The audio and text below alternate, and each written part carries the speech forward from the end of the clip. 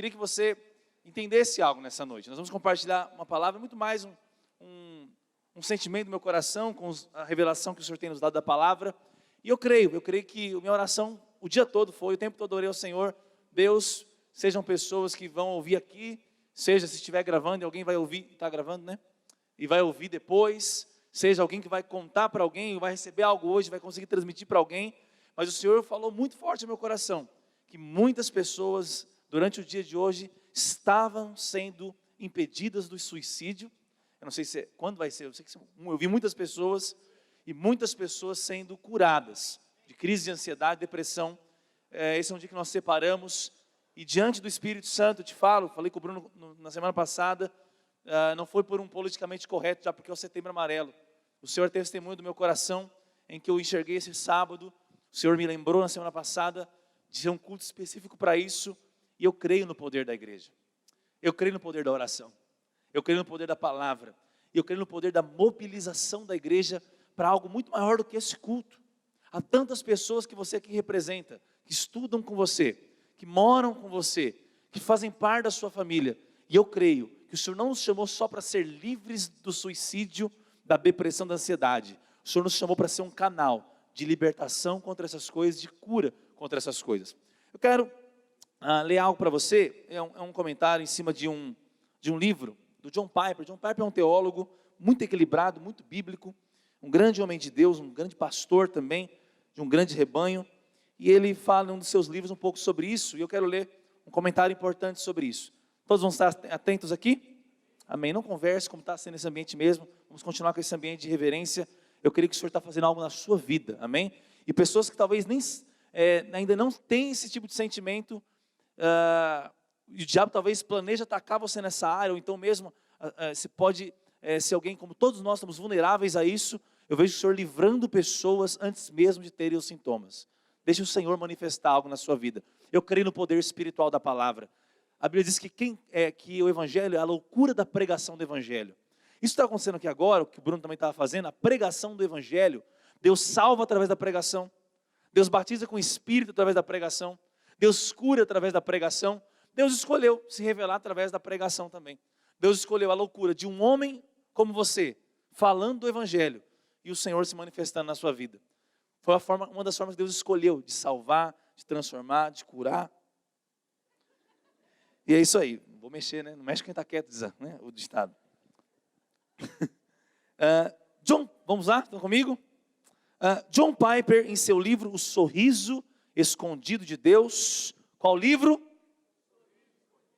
Só para ver se você está moscando ou prestando atenção.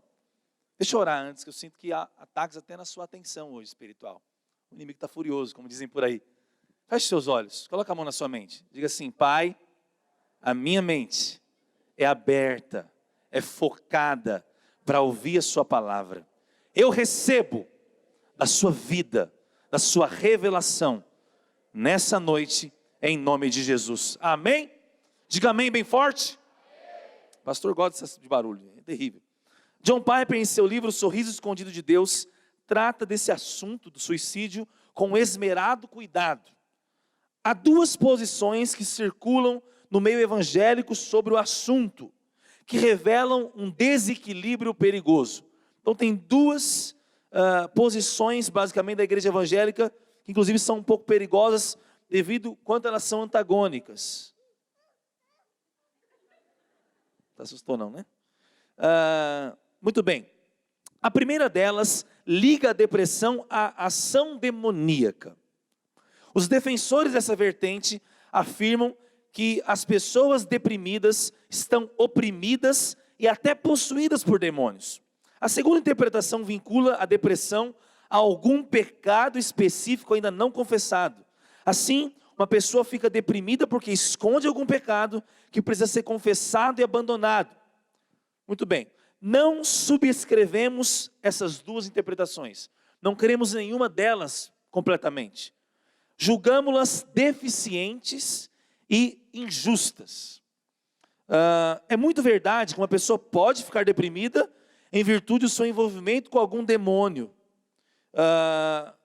E também como resultado de algum pecado escondido. Olha só.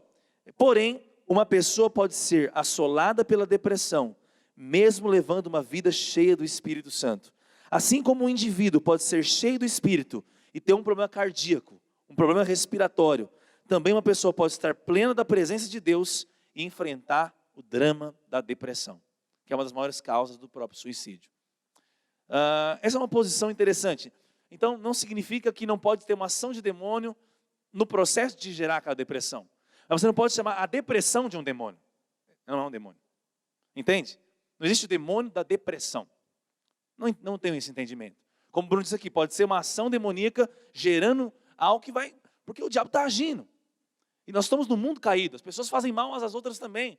Não podemos desconsiderar as ações malignas. Mas temos que entender, nós estamos acima de toda a potestade e principado. Nós podemos expulsar, nós podemos pisar a cabeça do diabo. A Bíblia diz que ele esmagará Satanás debaixo dos nossos pés. No entanto, quando Deus diz, já é. É uma posição. Cristo venceu o diabo na cruz, amém? No entanto, nós precisamos orar, nós precisamos declarar, precisamos nos apropriar disso. Não significa que alguém que tem pecados, uma vida dupla há muito tempo, não pode ser causador também de ansiedade, de medo, e que isso causar depressão, pode acontecer também. Mas nós cremos que isso pode acontecer como uma enfermidade, como as outras. A grande questão é, nós falamos aqui sobre isso, eu não vou aqui me deter no aspecto aqui teórico, clínico, mas o que o Senhor colocou no meu coração é algo, e a palavra de hoje eu quero compartilhar alguns minutos com você no tempo que nós temos, é sobre o valor que você tem para Deus. Eu estava meditando, interessante que, estava meditando hoje e eu estava pensando, o desejo de tirar a própria vida, o desejo de se matar, ele vem depois de uma falta do desejo de viver. Parece óbvio. Olha para mim, o desejo de não viver mais, o desejo de se matar, de alguma forma, como nós falamos aqui, ele vai vir depois, logicamente, de uma falta de paixão pela vida, de uma falta de valor à vida, de uma falta de sonho, uma falta de alegria. Eu não estou aqui resumindo e encerrando o assunto. Quero pregar a palavra de Deus para você, amém? Mas o que o Senhor me diz claramente é, quando nós não damos mais motivo para viver, nós não temos mais aquela coisa de, não tem sentido, tem razão a minha vida. É fruto de uma outra coisa. Eu não entendo por revelação e por fé no valor da minha vida. Se nós tivéssemos a mesma visão que Deus tem de nós, nós não pensaríamos em perder a nossa vida. Porque o Deus desceu dos céus, se esvaziou da glória eterna para morrer por você. Há um valor imensurável na sua vida. Há um valor na vida de alguém. É por isso que você se comove quando alguém tira a própria vida. Porque no fundo você sabe desse valor. E acredite em mim, a fé é diferente da informação. Às vezes você já foi informado do seu valor aqui. Nós precisamos crer nisso. A fé vem pelo ouvir da palavra de Cristo. Ele é a própria vida e ressurreição. Ele disse, ainda que alguém esteja morto, viverá. Então por que alguém vivo quer morrer? Se até o morto vive com ele. Até aquele que já suicidou, que já morreu, viverá eternamente com ele, que é nascido de novo. Diga amém por isso. Agora, por que aquele que está vivo, que está na sua única oportunidade, se nós acreditamos, e às vezes fica obscura a nossa visão. Às vezes todo esse contexto que foi compartilhado vai escurecer a nossa visão, para não enxergar o nosso valor, para não enxergar o quão precioso nós somos aos olhos de Deus, e portanto nós somos nesse mundo. O quão poderosa é a nossa missão aqui, enquanto estamos aqui. Cara, seria tão mais fácil. Se não houvesse um propósito de você aqui na terra, quando você aceitou Jesus, para você não cometer mais nenhum pecado, não atrapalhar a vida de ninguém, já que você se acha um problema de duas pernas, Ele te levaria, aceitou Jesus, vai para o céu.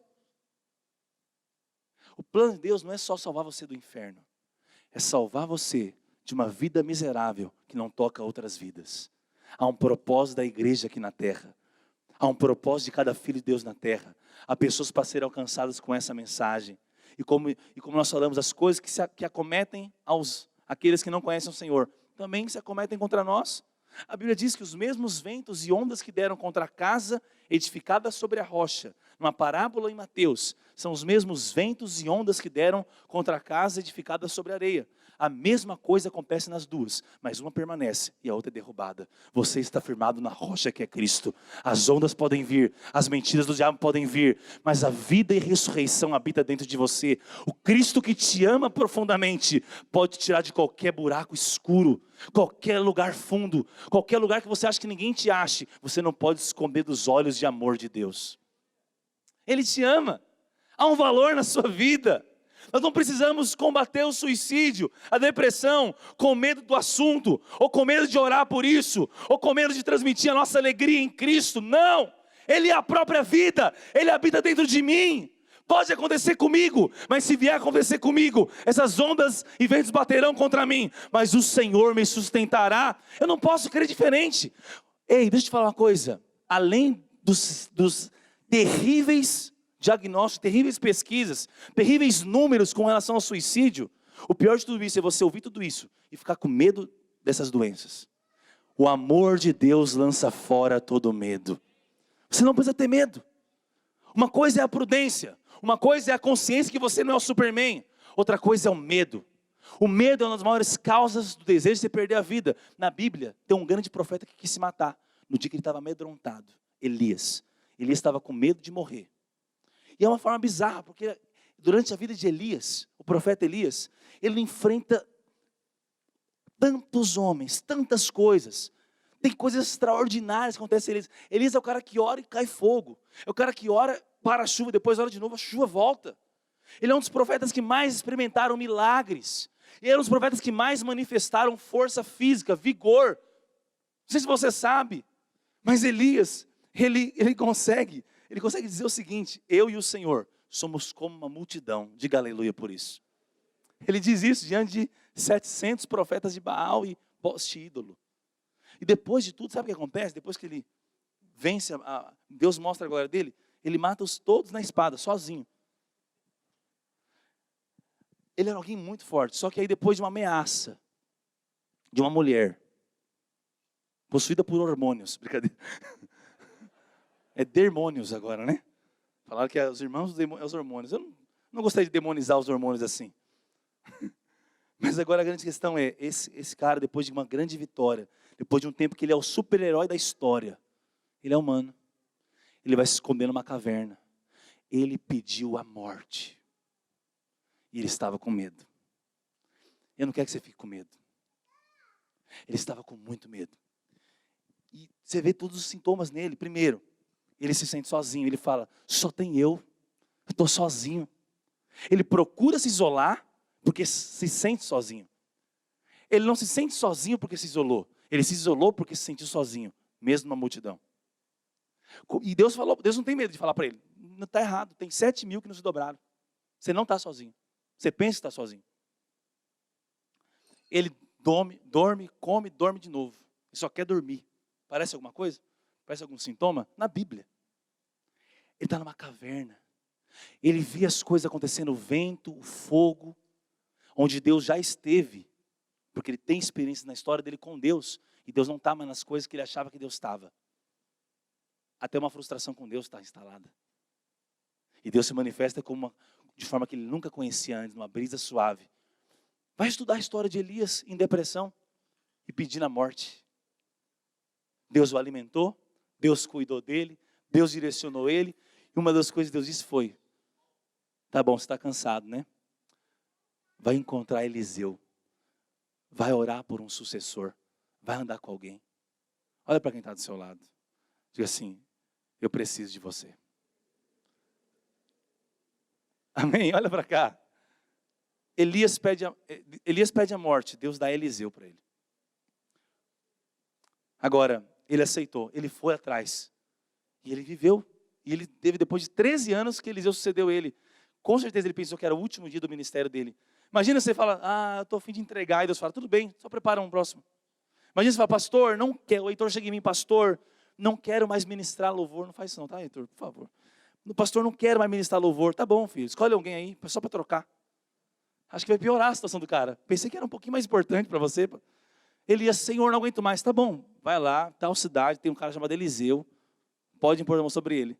Então acho que ele pensou, amanhã eu estou demitido. Mas foi só depois de 13 anos. Deus enrolou ele. Assim como eu te enrolaria também. Não pode chamar alguém, treina alguém durante uns 10 anos, aí daqui a pouco você sai. Olha para cá. Há um valor em você. O seu valor não é medido pelos seus sentimentos, pelos seus medos. Deus atribuiu valor em você quando enviou Jesus para morrer no seu lugar. E mais, Ele falou, não vos deixarei órfãos, eu enviarei o Consolador. Feche os seus olhos por um instante.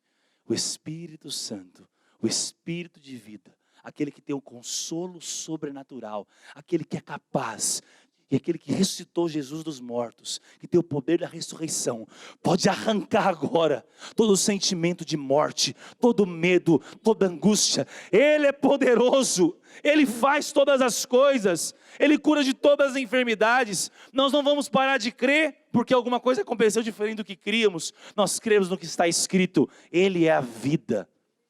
Jesus é a própria vida. Ele disse, eu não vou mostrar a vida, eu não vou te dar a vida, eu sou a vida. Sou o caminho, a verdade e a vida. Se Ele é a vida, a maior oposição à morte é Jesus. Porque a morte não pode segurá-lo. E Ele habita dentro de nós. Pode crer ou não nisso? Pode crer ou não nisso?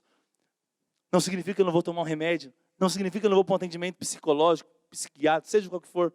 Não significa que eu vou ter novos hábitos. Nada disso. Tem coisas que não espiritualizam. Mas em todas essas coisas, eu dependo do Senhor. Nada podeis fazer sem mim, diz a Bíblia. Nada, nada. O Senhor nos capacita em tudo. O Senhor que nos capacita a fazer uma corrida para cuidar melhor do físico. O Senhor nos capacita para dizer não à Coca-Cola quando você sabe que não pode tomar mais. É que você acha que Deus só vai fazer coisas que são inalcançáveis ao seu braço. Porque você ainda acha que pode fazer alguma coisa sem Ele. Mas Ele veio morar em você. Ele morreu a sua morte para viver a sua vida. Não vivo mais eu, Cristo vive em mim. Ele vive em nós, vamos aplaudir a Jesus por isso. Ele vive em nós. Ele vive em nós. Interessante que às vezes nós não entendemos o nosso valor. Não entendemos e nós acreditamos que o nosso valor está baseado nas ameaças que recebemos, nos problemas que nós temos, na pressão que nós temos. E o Senhor falou algo ontem ao meu coração. Eu estava numa mentoria e o Senhor falou algo sobre hoje. O Senhor falou isso, André, fala do valor que eles têm para mim. E Ele falou algo para mim. Enquanto eu ouvi uma história, eu lembrei de Esaú. Eu vi uma história que é muito interessante, eu não entrei em todos os detalhes dela, mas naquele filme do Rocky Balboa, quem já viu aquele filme do boxeador? Já viram? E não sei se você sabe, aquele filme foi inspirado num lutador, um lutador de boxe. E esse lutador tinha um lema, né? Que é aquele lema de apanhar, né? Importa quem tem disposição de apanhar mais, alguma coisa assim. Esse não é o alvo da minha ilustração. Um dia alguém postou essa frase, uma vez foi uma zoeira no Facebook. Acho que foi a Renata que postou. Foi muito engraçado esse dia. Mas enfim, vocês não estão viajando agora. Volta para cá. Ei, Jesus amado. Vamos lá. E aí, esse cara que era a inspiração do ator Sylvester Stallone para o filme, esse cara foi abordado e falou, vai ter um filme assim, assim, assado, obviamente é sobre você, por isso que toda a loja do filme é o cara apanhar, né? Rock apanha mais que mulher de malandro, e depois que ele vai dar o último soco lá, aquela coisa maravilhosa. E esse era um boxeador real. E aí falaram, você quer $70 mil, ou você quer, quantos por cento, você lembra, amor? Não, era 70 mil. Mas a porcentagem do lucro. Ou 1% do lucro do filme. Aí era a história dele o filme. Quantos estão aqui comigo? Ele falou, eu quero 70 mil. Fizeram as contas, 1% do que aquele filme deu de lucro seriam milhões e milhões de dólares. Que mudaria a vida dele e da família dele para sempre. Mas ele mesmo não acreditou na história dele. Ele achava que a história dele valia 70 mil dólares. Enquanto a história dele valeu milhões e milhões de dólares. Um dia, Esaú, irmão de Jacó, que era detentor de uma bênção chamada bênção da primogenitura. É a bênção que está sobre Jesus. E que daqui a pouco eu vou te contar, está sobre você também, amém? Mas naquela época, era só sobre o primogênito, o primeiro filho. Jacó não era considerado o primeiro filho, embora eles eram gêmeos. Esaú era considerado o primogênito, que nasceu 1 milímetro. O narizinho dele era igual ao meu, um pouco maior. Nasceu primeiro.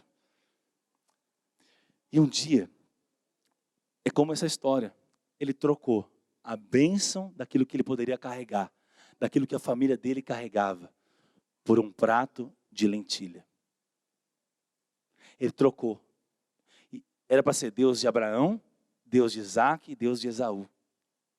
Mas você fala, Deus de Abraão, Deus de Isaac e Deus de...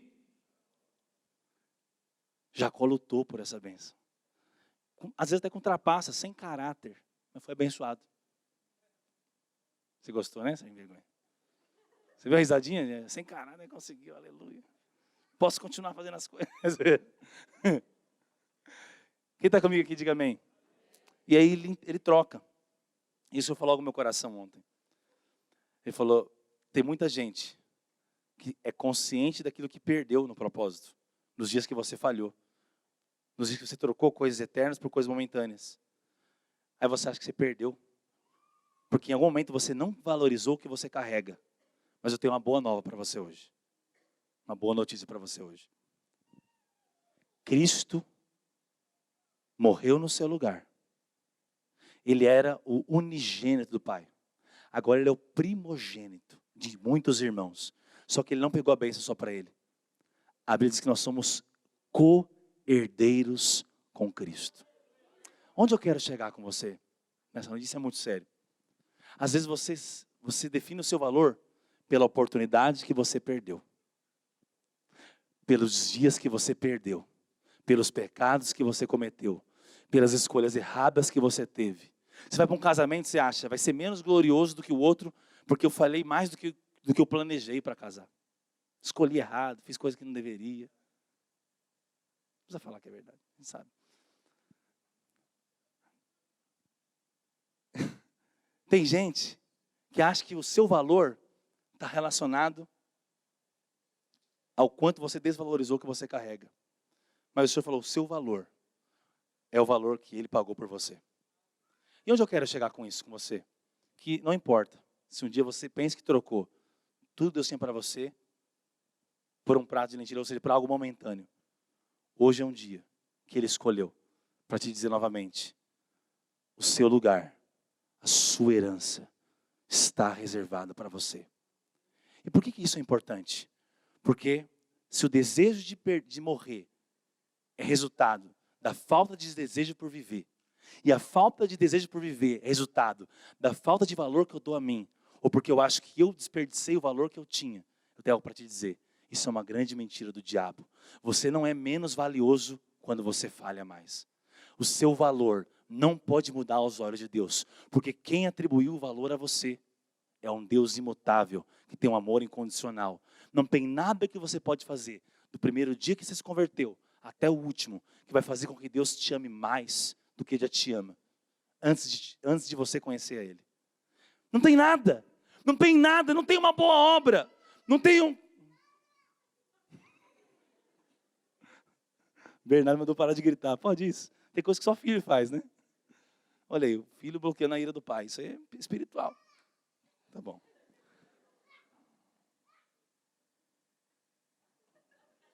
Se empolgou, filho? Manda um beijo pro pai? Não? Beleza. É ao vivo assim?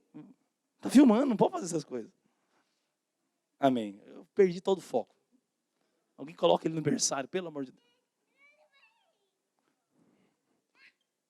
Calma aí, gente, me perdoem. Os irmãos do louvor podem subir aqui, para nós orarmos já?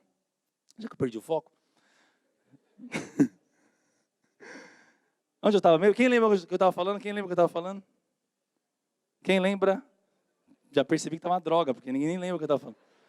Obrigado por nem prestar atenção em tudo que eu te falei até agora. Eu ainda tenho motivo para perder o foco. Você não teria motivo para perder o foco. Não lembrei. Esaú e Jacó? Rapaz, você faz uns 10 minutos já. Rock Balboa. John Piper. Lembrei. Oi? Exatamente. Olha que interessante. Eu estava lendo em Atos 10, algo muito interessante. Eu quero que você acredite nisso. Quantos acreditam na palavra de Deus? A Bíblia diz que o líder da igreja primitiva foi Pedro. Nos primeiros anos do ministério ali, Paulo mesmo que vem depois e tem um protagonismo, o líder é Pedro. Você sabe, Pedro tem muitas fases ao longo da vida, mas no encontro dele com Jesus, Jesus fez o que com ele? Mudou o que de Pedro? Qual era o antigo nome de Pedro? Não entendi. Mais uma vez. Qual é o novo nome de Simão? E Jesus diz, você não chamará mais Simão, mas chamarás Pedro. E Pedro vem de pedra, não é só porque Pedro é constante e Simão é inconstante. Isso é um entendimento, mas ainda superficial. Pedra ali, quem que é a rocha da nossa salvação? Cristo. Esse Pedro aqui, na tradução original, essa pedra, que é o nome de Pedro, que carrega esse símbolo, esse significado, é como se fosse uma parte da rocha maior. Era um estilhaço, uma pedra tirada de uma rocha maior. Toda pedra se desvinculou de uma rocha maior. Ele estava dizendo outras palavras, eu estou mudando a sua identidade, eu estou mudando o seu nome, eu estou mudando a maneira que todo mundo te enxerga, vão te chamar diferente. É algo espiritual, e foi fruto de uma coisa só. Pedro não teve obra nenhuma para mudar de nome, ele só viu Jesus como Jesus é. E sabe o que é interessante em Atos 10? Cornélio era alguém que não conhecia Jesus, era alguém que não tinha relação com Jesus, mas era um homem bom, era um homem que dava esmolas. E a Bíblia diz que os anjos, quem?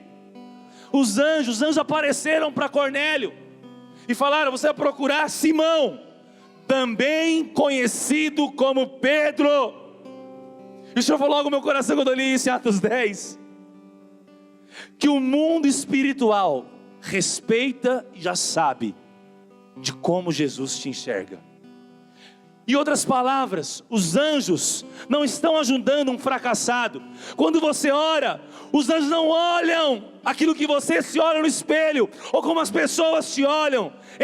Elias definiu o valor dele pela ameaça de uma mulher ímpia. Esaú definiu o que ele carregava por um desejo momentâneo. Não é o que você faz ou o que pensa sobre você que define quem você é. O que define quem você é como Jesus te enxerga e diz algo a seu respeito. E esse mundo espiritual, que a Bíblia diz que é uma nuvem de testemunha. No Novo Testamento a Bíblia diz, há nuvens de testemunhas em tudo que nós vivemos. É o mundo espiritual, são anjos e demônios. Se os anjos sabem, acredite, os demônios também sabem. Porque os demônios disseram, eu conheço Paulo, eu conheço Jesus. O nome que você tem é um nome espiritual hoje. Esses dias Deus estava falando comigo algo muito forte no meu coração. A Bíblia diz que nós somos o corpo de Cristo. E eu como pastor e como filho de Deus, como seu irmão, não como pastor agora, eu não aceito a depressão em nossa vida. Eu não aceito o suicídio em nossa vida. Eu posso reconhecer que pode acontecer, mas eu me recuso a aceitar, porque eu carrego a vida e a ressurreição. Quantos junto comigo não aceitam isso? Diga amém. Quantos não aceitam isso na sua vida e na sua família? Diga amém bem forte. Nós não aceitamos, né, Bruno? Nós conversamos já sobre isso. Nós não aceitamos. Nós vamos ser inteligentes, vamos combater, vamos conscientizar, vamos ensinar, mas não vamos aceitar. Deus tem uma vida abundante. Deus tem uma vida abundante para nós. A Bíblia diz, se os olhos forem bons, todo o corpo será bom. Nós somos a igreja. A igreja é o que de Cristo? Diga assim, o corpo, mais alto, o corpo de Cristo. O corpo de Cristo é bom.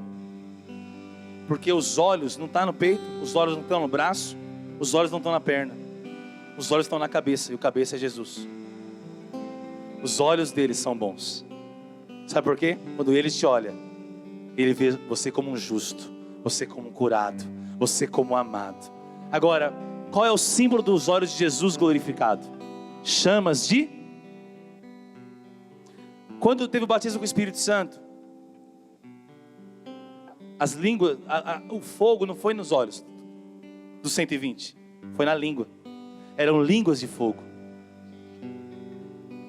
Em outras palavras, você não precisa enxergar com os olhos naturais como Jesus te enxerga, mas você precisa falar o que Deus olha.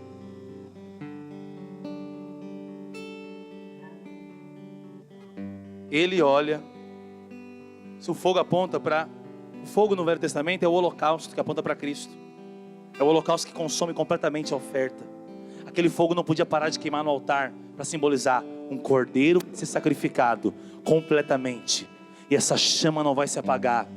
É o símbolo do amor de Deus por nós, nos olhos dele. Por isso que nós estamos nos olhos dele. Nós somos as meninas dos olhos dele. Quando o diabo quer colocar a mão em você, ele tem que queimar a mão, porque os olhos de Jesus são como chamas de fogo. O maligno não lhe toca, não é porque ele não quer, é porque ele tem medo do fogo, porque Jesus é um fogo consumidor. O diabo não pode te tocar. Onde está o fogo dos olhos de Jesus na sua vida? Na sua boca.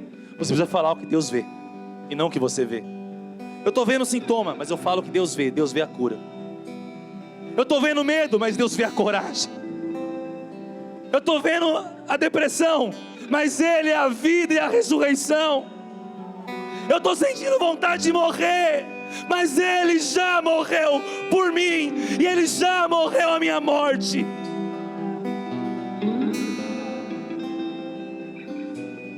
Todo aquele que invocar o nome do Senhor será salvo.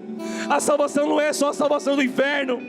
Você pode ir no chuveiro, no seu quarto, ou cortando os seus pulsos, dizer: eu não sei porque eu estou fazendo isso, mas eu vou clamar: Jesus, Jesus, Jesus. O meu sangue não precisa escorrer, porque o céu já escorreu por mim.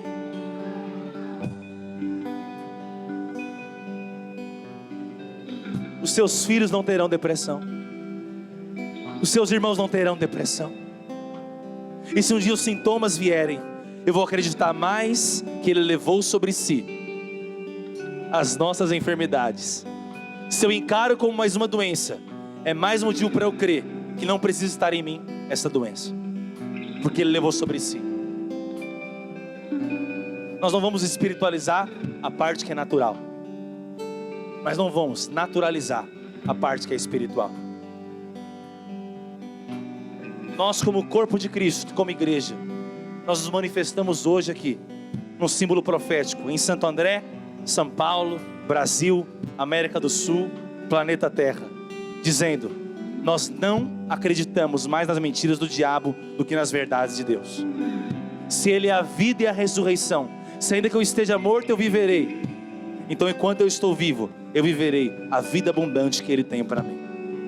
Nós seremos conhecidos como uma rede de jovens que teve centenas de testemunhos de pessoas que queriam morrer com uma morte através do suicídio, mas que um dia morrerão como mártires cumprindo o propósito de Deus.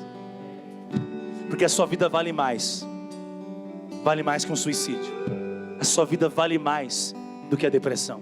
A sua vida vale mais que os seus traumas. A sua vida vale mais do que as suas tristezas. A sua vida vale mais. A sua vida tem valor para Deus. Se você descobrir e crer no valor que a sua vida tem, você vai sentir vontade de viver essa vida valiosa. E se você sentir vontade de viver essa vida valiosa, você não vai querer perder a sua vida sem propósito, porque você foi destinado a ter uma vida com um propósito, com um significado. Jesus pôde dizer: eu entrego o meu espírito por um propósito. Eu não vou julgar quem já se foi. Eu não vou dizer que tem pouca fé aquele que se suicidou. Eu não vou julgar ninguém. Cristo é tudo em todos. Ele sabe de todas as coisas. Ele nos amou primeiro. Mas nós vamos aceitar que o diabo destrua os melhores dias da sua vida. Talvez você não pensou em se matar, mas você vive muitas crises, muitas inseguranças, muitos medos. Não duvide do que Deus faz. Não duvide do Deus que restaura.